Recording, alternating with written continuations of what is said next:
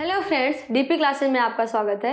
हमने Newton first law of motion पढ़ लिया, Newton second law of motion पढ़ लिया, इनर्शिया पढ़ लिया, मोमेंटम पढ़ लिया। अब सबसे आसान, वो कहते हैं ना, कभी कभी आसान स्टेप से भारी स्टेप पे जाते हैं, कभी कभी भारी स्टेप से आसान स्टेप पे आते हैं। ठीक है, बहुत बच्चों को थर्ड लॉ ऑफ इक्वेशन तो आराम से समझ में आ जाता है, पर फर्स्ट और सेकेंड तो समझना नहीं जाते हैं। ठीक है, और है वो भी बिल्कुल आसान। अगर आपने एक बार ये वीडियो देखने के पहले या फिर इसको देखने के बाद में उस वीडियो को दोनों को देखोगे, साथ में कंडीशन ये है कि आपको इनर्शिया और मोमेंटम आना चाहिए। ठीक है, अगर आपको इनर्शिया और मोमेंटम आता है समझ में, तो फर्स्ट और सेकेंड लॉ ऑफ मोशन बिल्कुल आसानी से समझ में आ जाएगा।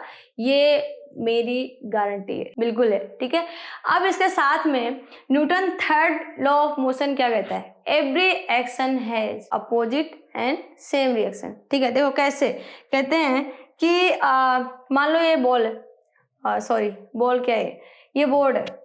ठीक है, अब इस बोर्ड पे अगर मैं धक्का देती हूँ, ठीक है, और धक्का दूंगी तो मैं जितना फोर्स लगाऊंगी इतना ही फोर्स मेरे हाथ पे लगेगा।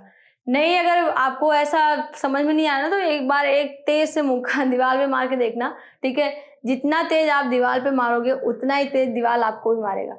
ठीक है, आप जितना एक्शन करोगे उतना ही तेज दीवार भी रिएक्शन करेगा। जबकि वो क्या है, वो एक ऐसा बॉडी है जिसको मतलब एक तरह से डेड बॉडी है ना, या फिर निर्जीव कह सकते हैं उसको। ठीक है, तो वहां पे हम मार रहे हैं और वो भी रिएक्शन दे रहा है। तो कहीं पे भी अगर तुम एक्शन करते हो तो उसका रिएक्शन होता ही होता है, चाहे जहां पे हो। ठीक है, चाहे वो लाइफ से रिलेटेड हो, चाहे लाइफ से रिलेटेड ना हो। ठीक है, अब ये तो था बॉल का एग्जांपल। ठीक है, अब ऐसा देखना है, हमें फील करना है कि नहीं यहाँ कैसा हो रहा है या फिर नहीं हो रहा है, ये जो रूल है फॉलो हो रहा है कि नहीं हो रहा। तो उसके लिए हम क्या कर सकते हैं कि आप स्केटिंग अगर जो करते हो, ठीक है, उन्होंने क्या किया, स्केटिंग पहना। ठीक है, और उसके साथ में पहनने के बाद में और तेज से आप जाके बॉल पे धक्का दो।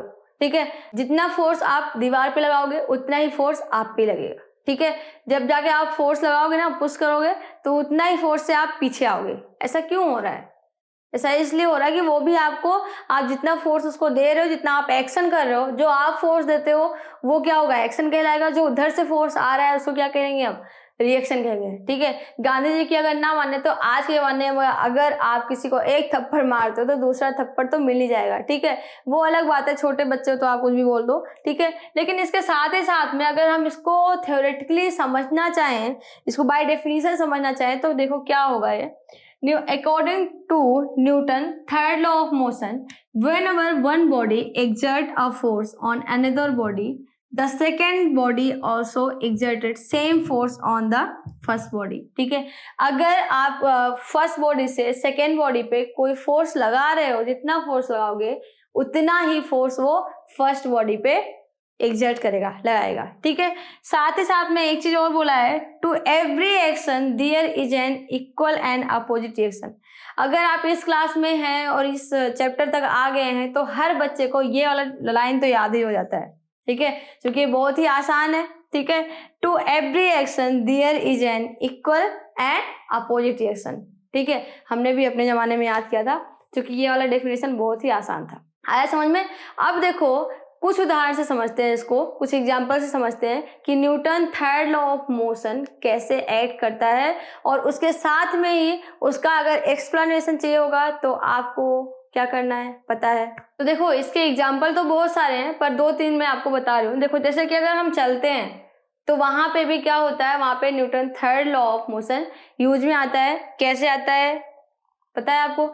आप चल रहे हो तो एक पैर से फोर्स लगाते हो, ठीक है, कहाँ पे, अर्थ पे, और उसी के साथ में हमें रिटर्न में क्या मिलता है, फोर्स मिलेगा। ठीक है, जैसे कि हमने क्या बोला, एक्शन कर रहे हैं, ठीक है, तो साथ में क्या होता है, रिएक्शन होता है, तो हमें फोर्स मिलता है, जिससे हम एक पैर आगे करते हैं। ठीक है, फिर से इसी तरह से एक पैर आगे किया, फिर दूसरा, फिर तीसरा, ऐसे हम करके चलते हैं आगे। ठीक है, और भी अगर इसको डीप में समझाना है तो मैं नेक्स्ट वीडियो में समझाऊंगी। ठीक है, why do the gun recoil. ठीक है, आप बंदूक जो चलाते हो, वैसे चलाते नहीं, जो भी अगर बंदूक चलाया हो किसी ने तो पता होगा उनको कि जो अगर बंदूक दबाते हैं जब, ठीक है, तो उसके साथ में ये जो गोली निकलती है, जितनी ज्यादा वेग से वो निकलती है, जितनी ज्यादा फोर्स से वो निकलती है, उतना ही फोर्स हमारे हाथ पे भी लगता है। तो उसका भी टेक्निक होता है, ऐसा नहीं कि हर कोई, इसलिए कहते हैं ना कि हर कोई जो गन है वो नहीं चला सकता। ठीक है, इसी साथ में the case of boat and the ship, ठीक है। बोट एंड शिप जो वहाँ पे जो रूल लगाया गया है, जिस जो टेक्निक लगाई गई है, वहाँ पे भी Newton third law of motion use किया गया है, ठीक है। और भी कई एग्जाम्पल हैं, लेकिन वो सारे इस वीडियो को बहुत बड़ा कर देंगे। इसके साथ में Newton first law of motion, second law of motion, third law of motion, ये आपको अच्छे से पढ़ना है। नहीं समझ में आए तो कमेंट करना है, ठीक है। वहाँ पे आपको बताया जाएगा। वीडियो पसंद आता है लाइक करना है, शेयर करना है।